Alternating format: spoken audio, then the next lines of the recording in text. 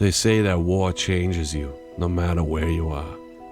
Somehow, like a pebble dropped in the river creates ripples, war does the same. I don't know about all that, but I can tell you that war, it changed me. I remember that night being so hot, unbearably hot, hot to the point of being angry about it. Captain wouldn't let us take any of our kit off either, so hauling all our gear in that heat only made things worse. We finally came to a crossroad and spotted a small farm in the distance. We knew none of our guys were out this way. That was significant because we all saw a faint light moving from window to window. Smitty and I were the lucky ones to scout ahead and find out what was going on. We knew what it was. Jerry's had occupied that farm. I watched it happen, and I will never forget. Never. And just like that, he was gone. I had known him for almost a year, and it took less than a second to take all that away.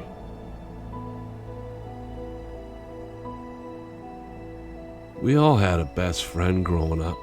I spent a lot of time over there remembering mine when things got real bad. After Smitty, I just sat down and tried to go back to a better time.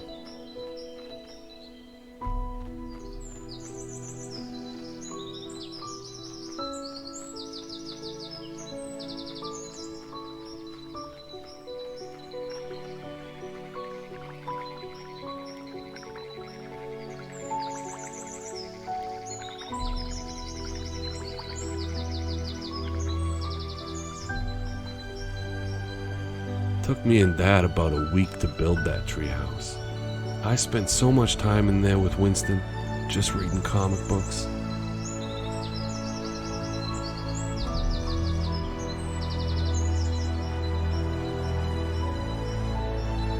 To this day, I don't know how that ball held up as long as it did. It's still in a drawer back home. Winston sure did play rough with my toys.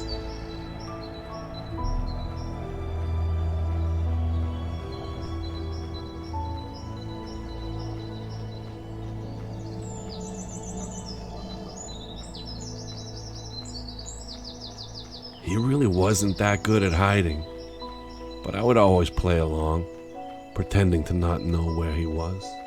I would just say that I'd give up loudly and start leaving, and then, every time, without fail,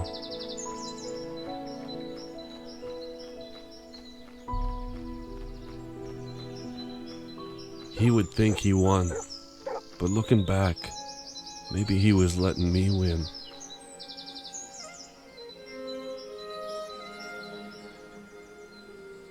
Davis was what you would call a class clown. Captain could never keep him in line because every time he tried to discipline him, he would have to do it while laughing at the last thing Davis did. I'll never forget the last time Davis made me laugh. It was right before he died.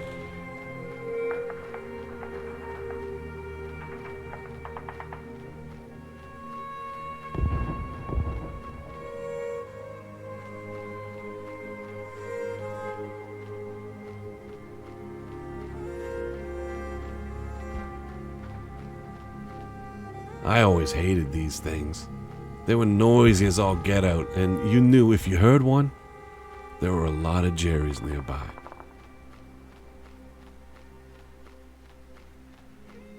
We knew they were on the other side. We heard them barking orders and the sound of their boots stomping all over the place. They were not trying to hide the fact that they were there. It means they were not worried about what was on our side of the rubble. It wasn't until later in life that this kind of thing bothered me. Back then, they were just a threat to be dealt with. Time is the great equalizer. Time gives you the opportunity to realize they were a lot more than that. They were people.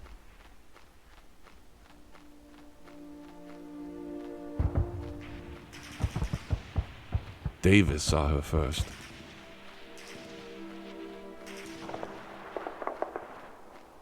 Sometimes Davis could lose track of a situation for the sake of his entertainment. He took a bow and said, "Hello, madame. We are your designated heroes, here to free you from your tormentors. All we ask is for a cigarette and a parade." Even in the intensity of the moment, I couldn't help but laugh. But it was short-lived. There was nothing beautiful or honorable in how he went. It wasn't like the movies.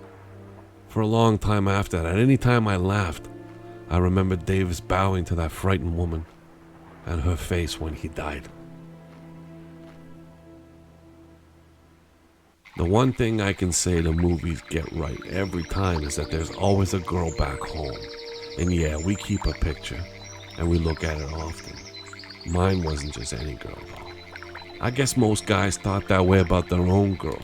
I don't know. I just know my Justine was more than I ever deserved.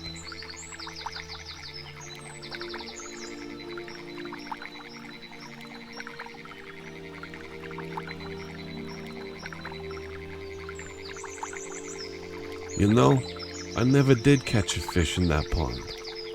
But I came back time and time again because, well, you'll see.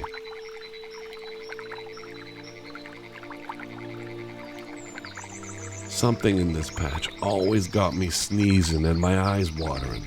It was dreadful. I can just imagine what I looked like. But it was always worth it. These were her favorites. I always had one ready in my hand when the inevitable happened. My God, looking back always gets my heart racing like it was happening all over again. I would see some horrible things in my time. Things that would have me jumping out of my skin at night, unable to sleep. They say time heals all wounds, but that isn't true at all. The wounds don't heal. Not fully, anyway. They leave scars. Fragments that cannot be undone. But for every horror I endured, Justine ensured there was a greater beauty to have made it all worthwhile.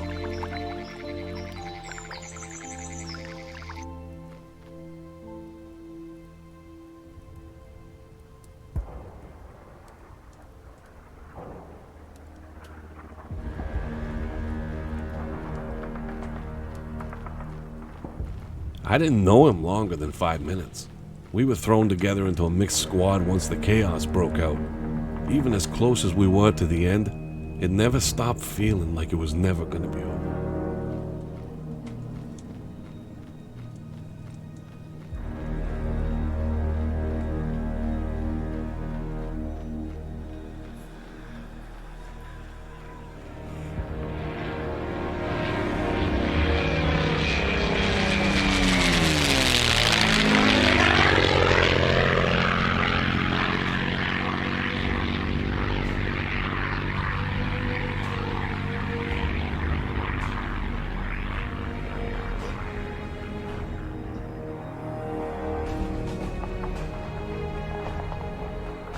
When you look at them rolling in, you would swear nothing could ever take one of these things out. What happened here left me wondering if any of them would even make it out.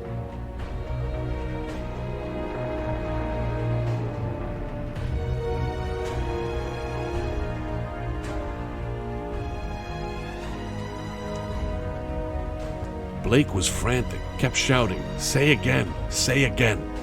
All I could hear from the other end was fragments of what may have been words, and an awful static.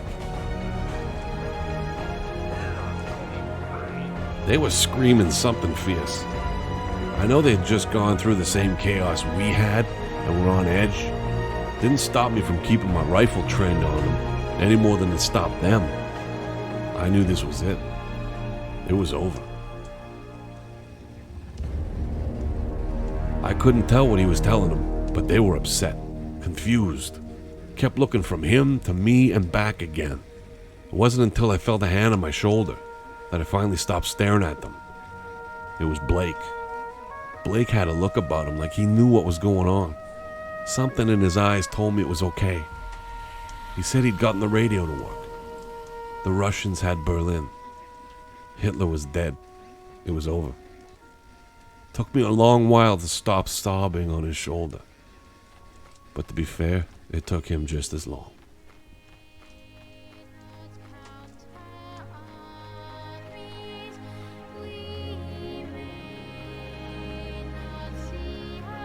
We had walked through hell and back again over there to stand up for something, to stand against something, to rally behind more than just our countrymen.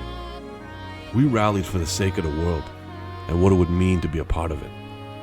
So many boys never grew into men, never started families, never witnessed the results of what we fought for.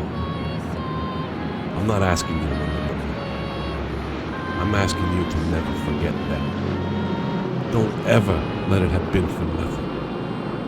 And please, whatever you do, don't ever let